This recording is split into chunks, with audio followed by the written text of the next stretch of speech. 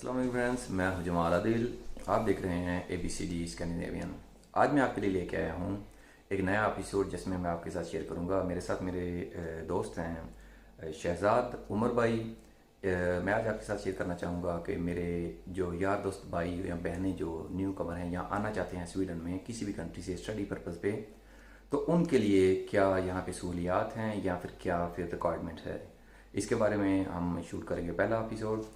आगे बढ़ने से पहले नए आने वाले दोस्तों से इल्तमास है कि चैनल को सब्सक्राइब करें और वीडियो को लाइक करें और वीडियो को शेयर करें। सो हमारे साथ मौजूद हैं शहजाद उमर भाई। शहजाद उमर भाई बेसिकली यहाँ पे एज ए स्टूडेंट आए थे और ये बेसिकली इस सारे प्रोसेस से गुजरे हुए हैं। और बेसिकली मैं जो चाहता हूँ कि अवेयरनेस हो और मेरे दोस्त बहन भाइयों को सबको पता चले कि बंदा किसी जेंट के थ्रू एक्स्ट्रा पैसे दिए बगैर भी यहाँ पे आ सकता है, जैसे कि हमारे पास एक एग्जांपल यहाँ पे मौजूद है। सो शहजाद भाई, जो न्यू स्टूडेंट्स हैं, न्यू कमर्स हैं जो हैं यहाँ पे, उनको कौन सा वीज़ा दिया जा सकता है यहाँ पे, जो कैसे अप्लाई कर सकते हैं एज ए स्टूडेंट वीज़ा पे? जी अस्सलाम वालेकुम भाई। भाई इसके लिए प्रोसीजर कोई इतना डिफ़िकल्ट नहीं है। हमारे भाई जो हैं वो पाकिस्तान में ज़्यादातर लोग यही सोचते हैं कि शायद उनको लाजमी है कि किसी एजेंट या किसी के ज़रिए ही जाना पड़ेगा, लेकिन ये है कि हर यूनिवर्सिटी का एक कोटा होता है जो हर साल वो फॉरेन स्टूडेंट्स के लिए इशू करती है। और स्वीडन एक ऐसी कंट्री है जिसमें बहुत ज़्यादा यूनिवर्सिटीज़ हैं, 50 यूनिवर्सिटीज़ हैं इसमें, ठीक है। और हर यूनिवर्सिटी जो है वो अपने फॉरेन स्टूडेंट स्कॉलरशिप बेस पे भी मंगवाती है और सेल्फ फंडिंग पे भी मंगवाती है, ठीक है। तो उसमें जो सेल्फ फंडिंग वाला ऑप्शन है उसमें हर एक के लिए वो खुला हुआ है और उसमें इतनी ज़्यादा फीसेस भी नहीं है जितनी हम लोग सोच लेते हैं, ठीक है। और उसमें बहुत आसानी से वीज़ा भी हो जाता है और बाद में इधर आके सेटल होने के अपॉर्चुनिटीज़ भी बहुत ज़्यादा वसी हैं उस हवाले से। और इसके अलावा स्वीडन में और यूरोपियन यूनियन में अगर हम देखें तो कौन सी कंट्रीज़ जो हैं जो हमें ये प्रोवाइड करती हैं चांस, जो पाकिस्तानी या इंडियन जो न्यू कमर्स हैं या बांग्लादेश के, इनके लिए कौन सी अच्छी कंट्रीज़ हैं जो जहाँ पे आसानी से बंदा कह सकता है कि वीज़ा बंदा अपने बिहाफ पे विदाउट के थर्ड पार्टी के बंदा अप्लाई कर सकता है? जी उस हवाले से पहले नंबर पे तो स्वीडन है, ठीक है। उसके बाद इटली में भी वीज़ा जो हैं वो भी इशू करता है इस हवाले से। और उसके अलावा स्लोवाकिया या ये दूसरी यूरोपियन कंट्रीज़ हैं, ईस्ट यूरोपियंस। लेकिन अगर आपने यूरोपीय यूनियन में आना है, शेंजन में आना है, तो उसके लिए बेस्ट ऑप्शन आपके पास इस टाइम अवेलेबल जो है वो स्वीडन है। ये स्टडी बेस पे बहुत ज़्यादा वीज़ेज इशू कर रहा है। हर साल इन नए स्टूडेंट्स आते हैं, हमारी मुलाकात भी होती है दोस्तों से, तो इसलिए यहाँ पे अपॉर्चुनिटीज़ अच्छी हैं। उसके बाद यहाँ आके फिर आगे जो सेटल होने का डॉक्यूमेंट्स का प्रोसीजर है वो बहुत इजी है दूसरी कंट्रीज़ के निस्बत। तो मैं अपने भाइयों को यही रेकमेंड करूँगा कि आप स्वीडन के लिए कोशिश करें। अगर आपकी तालीम में गैप नहीं है 2 साल से ज़्यादा, ठीक है, और आपके मार्क्स की इतनी इशू नहीं होती, वो यूनिवर्सिटी अगर आपको एडमिशन दे देती है, वो आपको स्पॉन्सर कर देती है, तो फिर जो एम्बेसी है वो वीज़ा लाजमी लगा देती है। और किन क्या कहेंगे आप, किन स्पेसिफिक लोगों को या तालीम का लेवल क्या होना चाहिए, कितना या कितना एजुकेशन लेवल होना चाहिए कि बंदा यहाँ पे अप्लाई कर सकता है? जैसे कि आपने बताया कि 2 साल से प्लस गैप नहीं होना चाहिए। जी भाई, इस हवाले से ये है कि तालीम जो है नॉर्मल FA या FSC या अपने ICOM वो लाजमी है। उसके बाद आप हायर स्टडीज़ के लिए यहाँ पे लैंग्वेज कोर्सेज पे भी आ सकते हैं कि आप स्वीडिश लैंग्वेज सीखना चाहते हैं, उसमें आप किसी यूनिवर्सिटी में एडमिशन लेते हैं तो उस बेस पे भी आपका वीज़ा लगने के चांसेस हैं। अगर आप कंटिन्यूएशन करना चाहते हैं, आपने ICOM किया है, BCom किया है, आप CA ACCA सीमा कोई मैनेजमेंट का कोर्स उस लेवल पे आप लोग एडमिशन कर सकते हैं। आपकी इतनी तालीम है तो वो भी आपको मिल सकता है। इसके अलावा अगर आपका FA है तो आप आर्ट्स में आगे एडमिशन ले सकते हैं। इधर अब स्टॉकहोम में एक यूनिवर्सिटी है, वो सिर्फ आर्ट्स के लिए है, उसमें एडमिशन आर्ट्स के हवाले से हो जाते हैं। तो इसमें थोड़ा सा इंसान की रिसर्च और थोड़ी सी मेहनत लगती है। आजकल हर बंदे के पास मोबाइल है, कंप्यूटर है, सहूलियात हैं।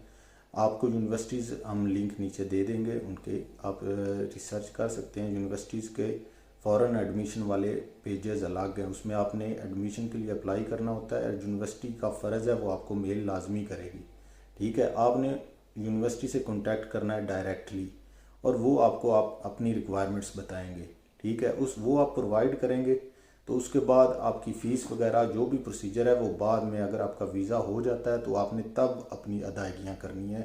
ये इस चीज़ में ये नहीं है कि आप लोग सोचेंगे कि हम यूनिवर्सिटी से कांटेक्ट करेंगे तो हमें फ़ीसें अदा करनी पड़ेंगी, ये वो कोई ऐसी चीज़ नहीं है। वो आपका वीज़ा होगा, आपका एडमिशन होगा, वीज़ा होगा तो आपने अदायगियाँ करनी है। इसलिए बिला झिझक होकर आप कांटेक्ट करें ताकि आपको उस यूनिवर्सिटी की स्पेसिफिक रिक्वायरमेंट्स आपकी तालीमी लेवल के हवाले से मिल जाए। ज़बरदस्त, बहुत खूब। जैसे कि उमर भाई ने बताया कि हम कोशिश करेंगे कि जितनी भी जो फेमस यूनिवर्सिटीज़ हैं जहाँ जहाँ से जो वीज़ा वगैरह इशू करने में ज़्यादा फेमस हैं, तो हम उनके लिंक्स वगैरह भी अपने डिस्क्रिप्शन में देंगे, आप वहाँ से चेक कर सकते हैं।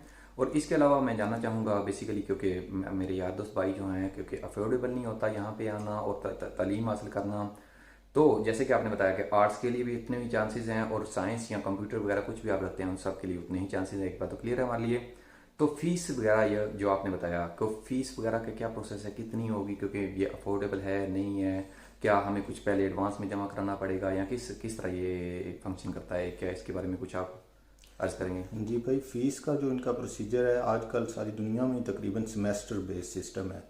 ठीक है, उसमें आपको, अगर आपका कोर्स 3 साल का है, 4 साल ड्यूरेशन है, 2 साल है, उसमें आपके साल में सेमेस्टर काउंट होंगे। ठीक है, और आपको पहले एक सेमेस्टर, कई यूनिवर्सिटी 2 सेमेस्टर्स की फ़ीस मांगती हैं, आपने उन 2 सेमेस्टर्स की फ़ीस ही जमा करानी है या एक ही करवानी है। और बाकी जो सेमेस्टर्स आप कंटिन्यू करेंगे स्टडी, वो इधर आके आप बाद में फ़ीस जमा कराएंगे। ये नहीं कि आपका एक कोर्स है और उसकी आपने कंप्लीट फ़ीस ही पहले जमा करानी है। आप एक सेमेस्टर की कराएंगे या 2 की कराएंगे, फिर इधर आके बाकी आप अपनी फ़ीस, क्योंकि इधर वर्क अलाउ होता है, आप आएँ, आप स्टडी के साथ जॉब कर सकते हैं, जॉब करके अपनी आप स्टडी भी कंटिन्यू कर सकते हैं और साथ अपनी अकोमोडेशन और हर चीज़ को मेंटेन कर सकते हैं। तो मेरे ख्याल से किसी भी यूनिवर्सिटी की जो 2 सेमेस्टर्स की फ़ीस है वो 7-8 लाख से ज़्यादा नहीं है। ठीक है, उसके बाद जो एक्सपेंसेस हैं टिकट्स वगैरह के, वो इंसान के अपने होते हैं। बाकी सेमेस्टर्स की दो सेमेस्टर्स की फ़ीस इतनी है, इससे कम ही होगी, ज़्यादा नहीं है। ज़बरदस्त। तो जैसे कि आपने बताया कि 7-8 लाख तकरीबन, ये क्या हम इसमें 25% या 50% या ये फुल फीस फी का बता रहे हैं 7 से 8 लाख? और प्लस मैं आपसे जानना चाहूँगा कि यहाँ पे जैसे कि हमने सुना है कि स्वीडन में अकोमोडेशन की बहुत ज़्यादा प्रॉब्लम होती है, स्वीडन में अकोमोडेशन की प्रॉब्लम होती है, फिर यहाँ पे आके रेगुलर होने के लिए कि भी अकोमोडेशन चाहिए होती है, उसके बारे में आप क्या एडवाइस करेंगे न्यू कमर्स को? और फ़ी क्या 20% 50% कैसे होती है जो सेमेस्टर की? ये जो फ़ीस का मामला है ये है कि अगर आपका 2 इयर्स का कोर्स है, जिस आप कोर्स पे आते हैं, ये मुकम्मल ये 7-8 लाख होगा ये कि ये आपकी 1 ईयर की फ़ीस होगी। क्या नेक्स्ट ईयर की आपने फिर इधर से उन्हें देनी है, तो उसको अर्न करके दे सकते हैं यहाँ पे आपको? करके इजीली आप दे यानी कि मकसद ये पूछना कि यहाँ पे आपको 2-4 घंटे, कितने घंटे आपको? वर्क 4 घंटे वर्क अलाउ वर्क अलाउ होता है, उसमें आप जॉब कर सकते हैं और इजीली अर्न, जो दोस्त इधर हैं वो अर्न करके सारी चीज़ें मैनेज करते हैं, घर भी भेजते हैं, इधर का भी सारा निज़ाम चलाते हैं। दूसरा, अकोमोडेशन का जो मामला रहा, यहाँ पे स्टूडेंट बेस अकोमोडेशन बहुत ज़्यादा है पूरे स्वीडन में, क्योंकि फ़ॉरेन स्टूडेंट्स बहुत ज़्यादा आते हैं, इसलिए इन्होंने इनका एक कल्चर है, ये घरों में रूम्स अवेलेबल कर देते हैं स्टूडेंट्स के लिए। उसके अलावा पूरे पूरे अपार्टमेंट्स हैं जिनमें रूम्स अवेलेबल होते हैं स्टूडेंट के लिए। अगर एक स्टूडेंट लेना चाहता है, 2 मिलकर रहना चाहते हैं, तो वो अपना एक रूम ले सकते हैं, उसमें किचन शेयर होता है, वॉशरूम वगैरह होता है, और वो बहुत अच्छी अकोमोडेशन होती हैं, तो इतना ज़्यादा एक्सपेंसिव भी नहीं है। बंदा यहाँ पे जॉब करके साथ साथ उसे इजीली अफोर्ड कर सकता है। और इस हवाले से, अकोमोडेशन के हवाले से परेशान भी नहीं होना चाहिए, क्योंकि अपनी कम्युनिटी अब यहाँ काफ़ी हो गई है, तो उस हवाले से जिस जगह पे भी इंसान आए तो वहाँ पे अकोमोडेशन हो जाती है। ठीक है, मेन बात जो ये है कि इंसान को कोशिश करनी चाहिए अपने बेहतर मुस्तकबिल के लिए आगे निकलना चाहिए, अच्छी तालीम के लिए, इंसान को मज़ीद अपॉर्चुनिटीज़ के लिए, बेहतरी के लिए। मेरे ख्याल से ये एक बहुत अच्छा मौका है जो इस टाइम हमारे बेसिकली स्वीडन कंट्री भी ऐसी है जो बंदे को बूस्ट करती है, नए मौके होते हैं बेसिकली, बहुत बढ़िया। और अब मैं आखिर में पूछना चाहूँगा आपसे कि न्यू कमर्स को जो नए आने वाले हैं उनको लिए कि आप जनरली कोई अगर आप एडवाइस देना चाहें कि उनके लिए क्या आसानी हो सकती है, क्या नुकसान हो सकता है, कुछ ऐसी चीज़ अगर आप बताना चाहें तो। जी भाई, मेरी तरफ से तो यही एडवाइस है कि आप लोग प्लीज़, मैं रिक्वेस्ट करता हूँ जिससे मेरे भाई तक ये वीडियो पहुँचे, किसी भी एजेंट के हाथ ना चढ़ें, किसी के हाथ चढ़ने की ज़रूरत नहीं है। आप लोग अगर पढ़े लिखे हैं, आप लोग इस टाइम टेक्नोलॉजी जानते हैं, अब सारी दुनिया का सिस्टम ऑनलाइन है। आप लोग ऑनलाइन रिसर्च करें, यूनिवर्सिटी से कांटेक्ट करें, लोगों से बात करें, कोई आपसे रूडली बात नहीं करेगा, सारे लोग बहुत कोऑपरेटिव हैं। जो भी वहाँ पे चांसलर्स और जो भी उन्होंने रखे हुए हैं लोग जो एडमिशन करते हैं, उनका काम ही यही है, उन्होंने अर्न करना होता है। फॉरेन स्टूडेंट्स जो आते हैं उनके ज़रिए उन्होंने अर्न करके अपनी यूनिवर्सिटी चलानी है, क्योंकि यहाँ के लोकल जो हैं उनकी फीसेज नहीं होती, तो फॉरेनर से ही उन्होंने अर्न करना होता है, इसलिए उन्होंने वीज़े देने होते हैं। आप ये सोच के ना जाएं कि उन्होंने आप पे एहसान करना है। ठीक है, आप अपनी ट्राई करें, बाकी जिसका रिज़्क होता है वो वहाँ पहुँच जाता है। और यहाँ बहुत अच्छी अपॉर्चुनिटीज़ हैं, आप आएँ और मेहनत करें तो यहाँ पे इक्वल अपॉर्चुनिटीज़ हैं। आप जहाँ पहुँचना चाहें अपनी ज़िंदगी में पहुँच सकते हैं। सो फ्रेंड, ये थे हमारे शुक्रिया बहुत लज्जादे शहजाद उमर भाई, और कुछ जो फ़ायदेमंद तजावीज़ थी आपके लिए। और इसमें अगर कोई चीज़ रह गई हो तो कमेंट बॉक्स आपके लिए खुला हुआ है। कोई चीज़ ना समझ आई तो आप बिल्कुल बिना झिझक पूछ सकते हैं। फ़िलहाल के लिए इतना ही था, मिलेगा अगली वीडियो में, तब तक इजाज़त दें। फ़ी अमान अल्लाह।